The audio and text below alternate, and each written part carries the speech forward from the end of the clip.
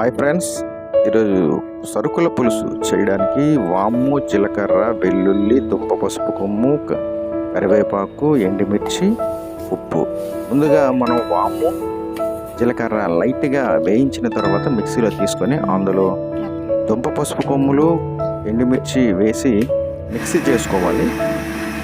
Mixie చేసిన తర్వాత ఆ ముద్దని మనం పక్కన పెట్టుకొని ఒక పాత్ర తీసుకొని అందులో గానుగ నూనె వేసుకొని వేడెక్కిన తర్వాత వెల్లుల్లి రెబ్బలు వేసి లైట్గా నూనెలో ఉడికించుకోవాలి. ఉడికిన తర్వాత అప్పుడు మనం కరివేపాకు వేసిన తర్వాత ఇప్పుడు మనం మిక్సీ చేసుకున్నటువంటి ఆ ముద్దని ఆ నూనెలో వేసుకోవాలి. నూనెలో వేసి బాగా కలుపుకోవాలి. బాగా కలిపిన తర్వాత ఒక 2-3 నిమిషాలు మూత పెట్టి మనం చూసినట్లయితే ఈ విధంగా మనకి ముద్ద అంతా కూడా బాగా ఉడికి బాగా అనిపిస్తుంది.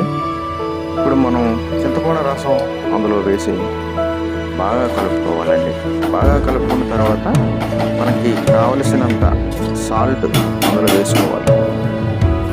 రుచికి తగ్గట్టుగా మనం ఉప్పు అందులో కలిపిన తర్వాత మళ్ళీ బాగా కలుపుకొని ఈసారి మళ్ళీ మూత పెట్టి ఒక 5-6 నిమిషాలు హై ఫ్లేమ్లో బాగా ఉడికించినట్లయితే మనకి సరుకుల పులుసు రెడీ అయిపోతుందండి. చాలా టేస్ట్గా ఉంటుంది, చాలా గుమగుమలాడుతూ ఉంటుంది. దీన్ని అందరూ తినొచ్చు.